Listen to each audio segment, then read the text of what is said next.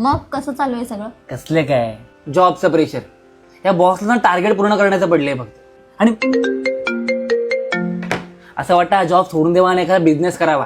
अरे अरे उचल ना कॉल एकदा, बघ कोण आहे.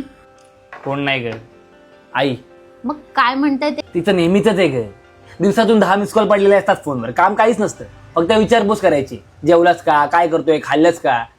हे मिस कॉल न संपणार आहेत. Lucky one. तुला जेव्हा असे मिस कॉल पडतील ना तेव्हा तुला कळेल काय त्रास असतो तो. तेव्हा फोन नव्हता ना माझ्याकडे, लहान होती.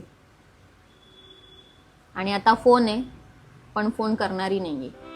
I am sorry. मला तू कधी हा विचार केलायस? तुला जे फोन येत आहेत, मिस कॉल्स पडतायत, ते अचानक पडायचे बंद झाले तर?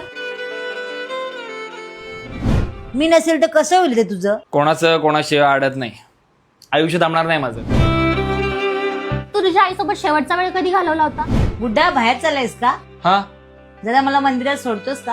हे मला ऑलरेडी उशीर होतोय ग, तू जा रिक्षाने. नशील घालवला तर आज घरी जा आणि तिच्यासोबत वेळ घालव. झी5 ला उत्तर नावाचा मराठी मूवी आलाय, घरी बसूनच आईसोबत बघतो आणि बघ तिला किती छान वाटेल. काय रे एवढ्या लवकर आलास?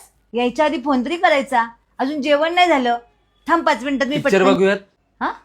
एकत्र. मूल हे आईचं पहिलं प्रेम असतं. पहिलं प्रेम टिकतं का पण, का जातं निघून कुठे? अगं पण का करतेस एवढे कॉल? बॉस पेक्षा जास्त कॉल तुझे असतात. लकी वन हो तुम्हीच, ज्यांना असे मिस कॉल्स येतात. आणि येत असतील तर कॉलबॅक करा तुमच्या मिस कॉलवालेला, कारण मिस कॉलला कॉलबॅक करता येतो पण गेलेल्या वेळेला नाही.